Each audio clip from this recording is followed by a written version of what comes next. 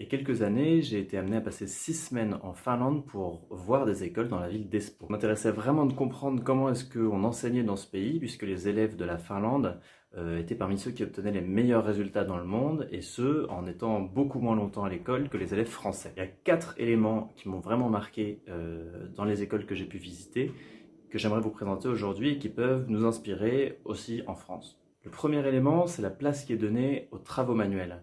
En Finlande, les élèves vont avoir des cours de cuisine, de menuiserie et aussi de couture, et ce, dans toutes les écoles. Ça fait vraiment partie du curriculum et les professeurs sont formés pour enseigner ces disciplines. Ça plaît vraiment beaucoup aux élèves et tous ont la possibilité d'être en situation de réussite, y compris ceux qui ne sont pas forcément les plus scolaires. Le deuxième point qui m'a marqué, c'est la place de la confiance et de l'autonomie pour les élèves et pour les enseignants. Pour les élèves, ça se traduit par le temps dont ils vont disposer pour s'adonner à des projets personnels.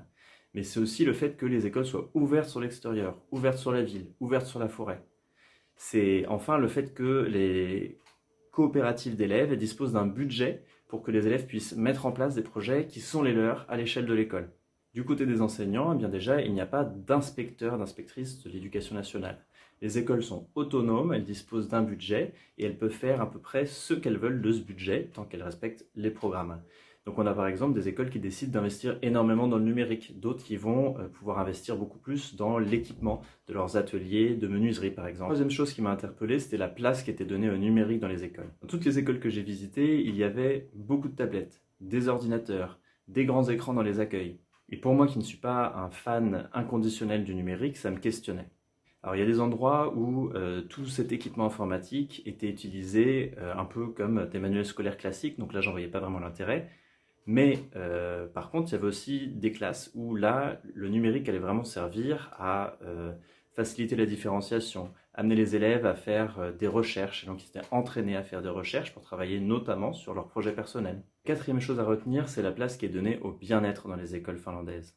Alors en France, il y a beaucoup de gens qui vont avoir une posture un peu critique par rapport à cette notion de bien-être qui serait un petit peu galvaudée. En Finlande, c'est vraiment super important de travailler les compétences sociales, de mettre à disposition des élèves des espaces de détente agréables et aussi de leur permettre de bouger entre les cours. Donc toutes les 45 minutes, il y a 15 minutes de pause.